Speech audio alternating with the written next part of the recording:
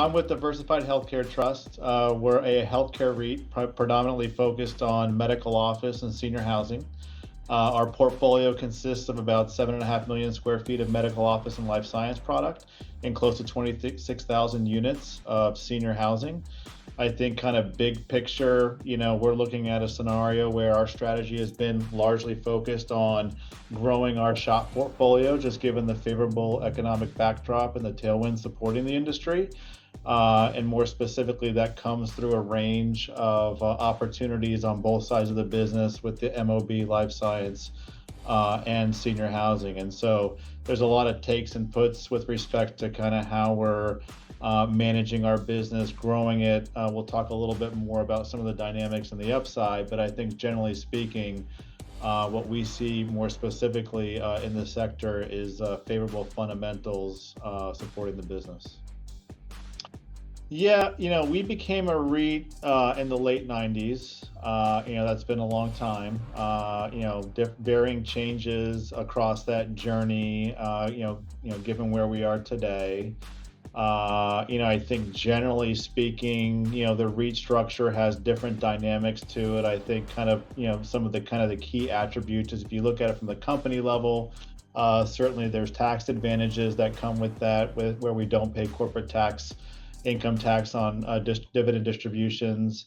Looking at scenarios where it's a liquid environment for investors, given the fact that our stock can be traded on a major stock exchange. And I think it gives investors an opportunity to invest in a diversified portfolio and kind of participate in that upside, certainly through the scenario where dividends are paid. So, those are some of the areas I kind of might lean on with respect to the benefits of a REIT specifically. Again, we're a healthcare company, we focus on things just, more specifically to the growing or aging population. And I think one thing we specifically focus on is that kind of 70 to 80 plus generation, as you think about the needs that come with that age cohort with respect to the medical side, certain services with outpatient and related care. Certainly, with the sciences and innovation and evolution of change that comes with improving healthcare, a lot of that can be seen coming through our life science portfolio. And really, the bigger side for us is heavily weighted toward our senior housing portfolio. That is a scenario where, given the fact that we have a platform, again, 26,000 units, residents to fill those units. And the fact that, when you look at the broader dynamic of the 80 plus, you're looking at kind of a 4 to 5% CAGR over the next couple of years with respect to the growth in that age population, really provides some really strong tailwinds for the company, and more specifically around that side of the business. And so, we look at that as a major benefit. Other things that I might point to are more akin to just the demand and supply dynamic with real estate itself. When you kind of look at whether it's medical office or whether it's senior housing, the overall growth trajectory with respect to new construction is extremely low. I think on the SHOP side, it's close to 1%. Which creates a very favorable dynamic for us to be able to focus on existing real estate and fill space and improve that accordingly, which has been a big part of our business model.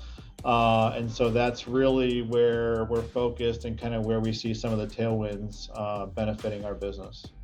From a bear, again, every company's a little bit dynamic. I think we have a lot of positive levers to pull just given where we are in our journey. But I think as we look at some of the bear theses for the company, I would probably tie that to just general uncertainty with kind of the macroeconomic backdrop. As new administrations come in and think about kind of certain changes, some of those could, impact the business. I think it's fair to say there's been discussions around, Medicaid, things related to tariffs and how that impacts costs for the business, whether it's through construction or through expenses, are all things that I think, are considerations for our business. But again, I don't feel that that's necessarily a big threat or an outsized bear case for us. I think more specifically, as you look at some of the rationale, I would say that, we're a 97% private pay business, so we don't necessarily have exposure to kind of some of those dynamics with changes that are, floating out there.